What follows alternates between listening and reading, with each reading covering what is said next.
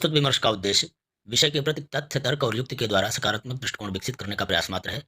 विमर्श के संदर्भों में यदि परिस्थितिवश कभी कटु या असंवैधानिक शब्दों का प्रयोग हो जाए तो वह किसी व्यक्ति, वर्ग या संप्रदाय के प्रति अपमान के उद्देश्य से नहीं, बल्कि विषय को स्पष्ट करने भर को समझा जाए।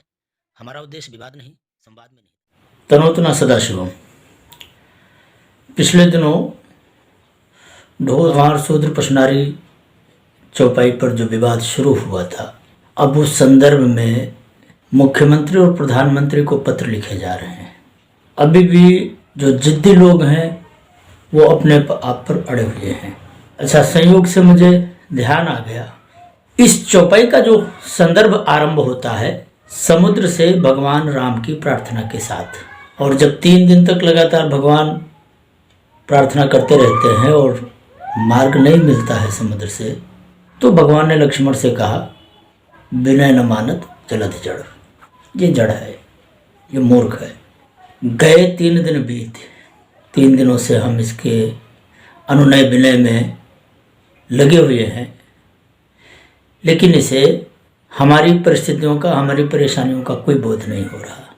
और बोले राम सकोप तब भय बिन होय न प्रीत। और तब भगवान ने धनुष उठाया और बाण रखा, और जैसे ही उसकी प्रत्यंछा खींची कि समझ प्रकट हो गया। और फिर उसने ये बात कही, जो पंच महाभूत हैं प्रकृति के, ये सभी जड़ हैं, इनका सारा कर्तृत्व भी जड़ है। अब देखिए, बड़ी सुंदर दार्शनिक बात कही है वहाँ समुद्र ने, लेकिन कुछ लोगों ने उसको गलत तरीके से ले लिया। अभी सब कौन है? ये सब भी समुद्र की तरह जड़ हैं। आज चूंकि चर्चा इसलिए ये दिमाग में आ गई क्योंकि रामचरितमानस से चौपाई निकाल दी जाए, ऐसा तर्क जो जड़ लोग दे रहे हैं उन्हें मालूम भी है कि जब आप रामचरितमानस से इस तरह की चौपाइयाँ निकालने लगेंगे तो व्यावहारिक सच्चाइयों का प्रमाणीकरण किन आधारों पर करेंगे? क्योंकि भय बिन होय न प्रीत ये एक सिद्धांत है।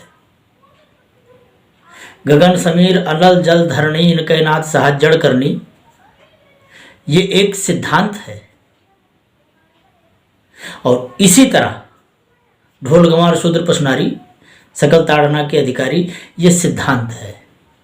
आप सैद्धांतिक बातों पर मूर्खतापूर्ण प्रयास कर रहे हैं।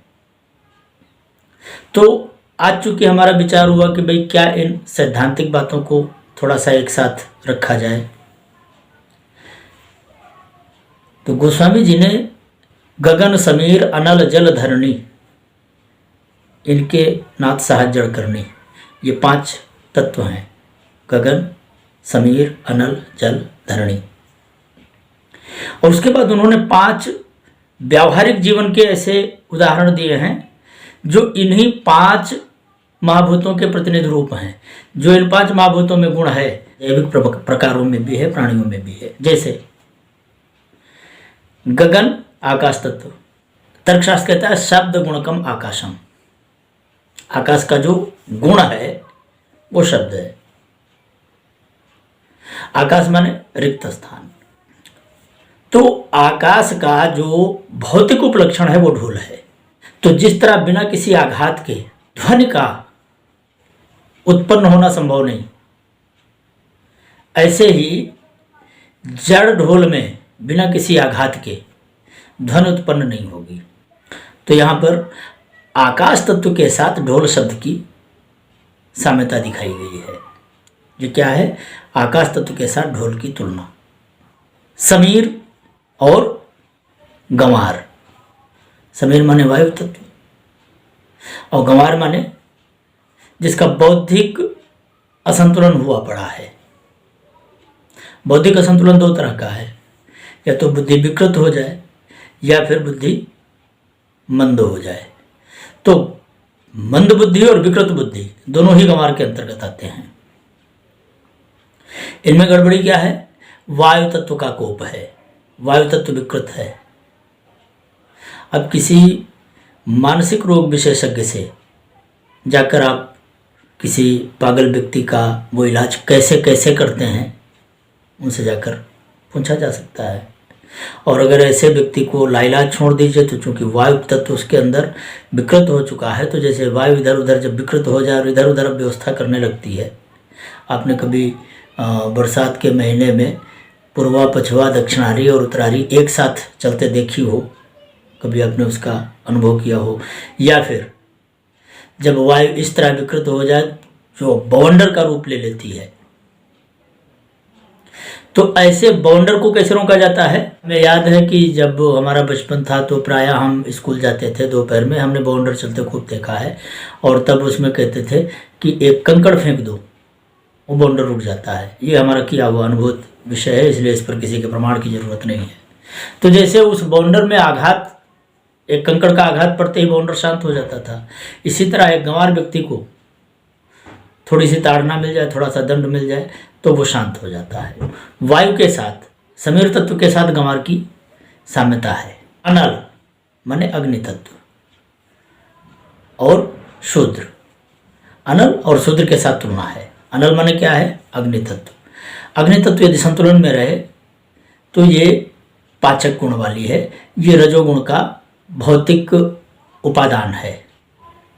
तो रजोगुण माने क्रिया शक्ति, तो अग्नि जो है वो क्रिया शक्ति का कारण है। ऐसे ही शूद्र भी क्रिया शक्ति विशिष्ट रचना है प्रकृति की। एक श्रमिक व्यक्ति में सामर्थ्य बहुत है, लेकिन अब उस सामर्थ्य का उपयोग करने की आवश्यकता है। जब अग्नि प्रचंड हो जाए तो फिर विनाशकारिणी हो जाती है, और अग्नि मंद हो जाए तो भोजन कच्चा रह जाता है।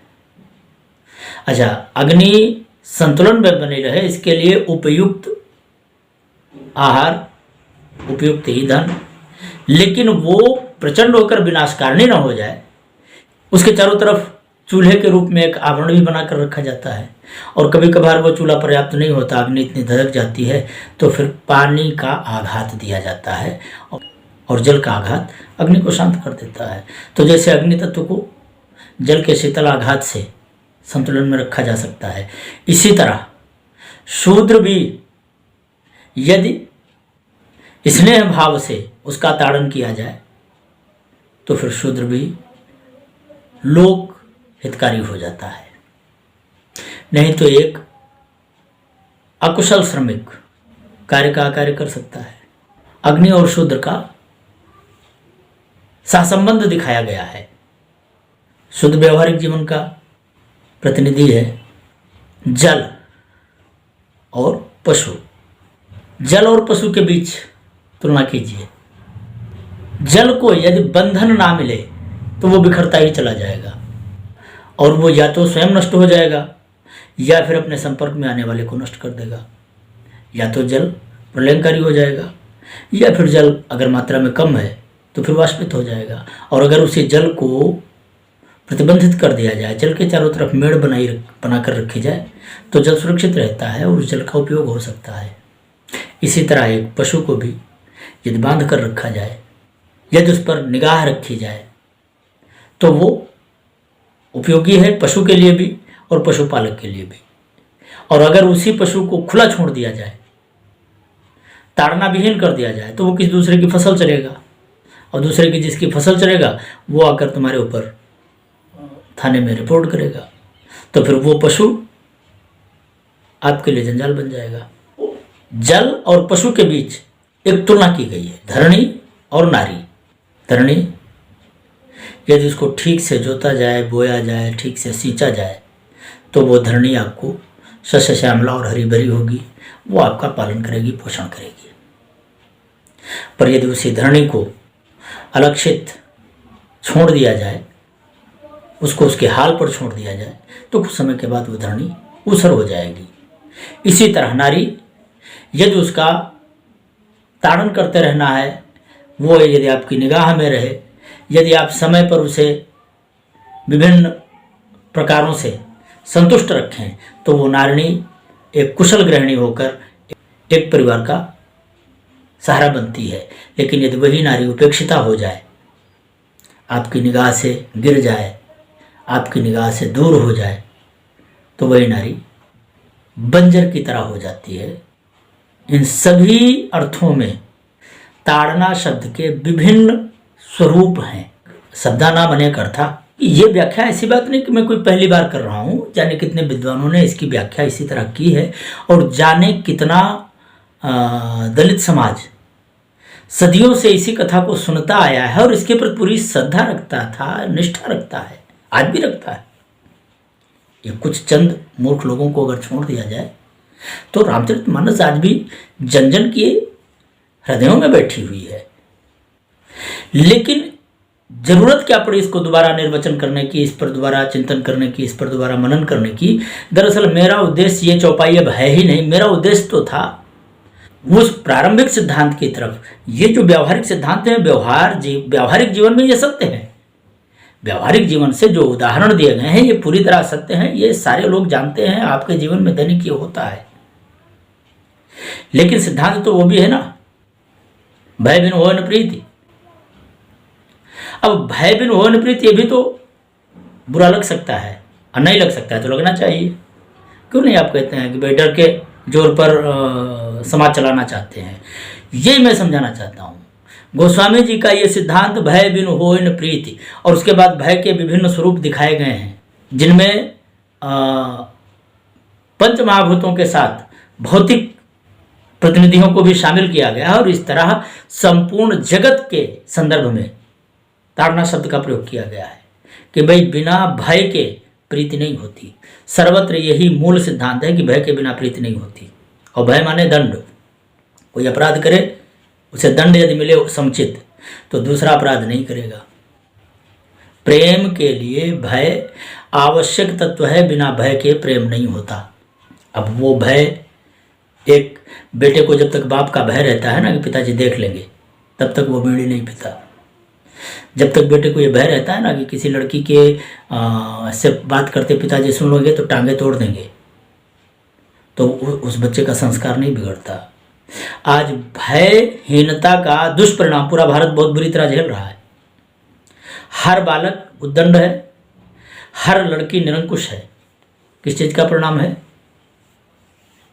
मानवाधिकार आयोग का। ये मानवाधिकार आयोग भारत के विनाश का मूलभूत कारण है और इसने भय की व्यवस्था को खत्म किया। और भय व्यावहारिक जीवन के लिए कितना आवश्यक है और क्या ये भय समाज का संतुलन कर सकता है कि नहीं, इसका यदि उदाहरण ही लेना है तो उत्तर प्रदेश जी में बाबा जी का बुलडोजर और उत्तर प्रदेश की 2014 से पहले की और 2014 से बाद की स्थिति का आकलन करके आप देख लीजिए। वही प्रदेश है, वही सोसाइटी है, वही लोग हैं, लेकिन उत्तर प्रदेश की एक एक सड़क जिस पर ना तो मंदिर का अतिक्रमण बचा, ना मस्जिद का अतिक्रमण बचा। वही कश्मीर का आतंकवाद, वही लड़के जिनके हाथों में कल तक पत्थर हुआ करता था, अब ना वो लड़के कहीं चले गए, ना वो पत्थर कहीं चले गए, लेकिन अब वो पत्थर फेंकते हुए नहीं दिखते। क्यों?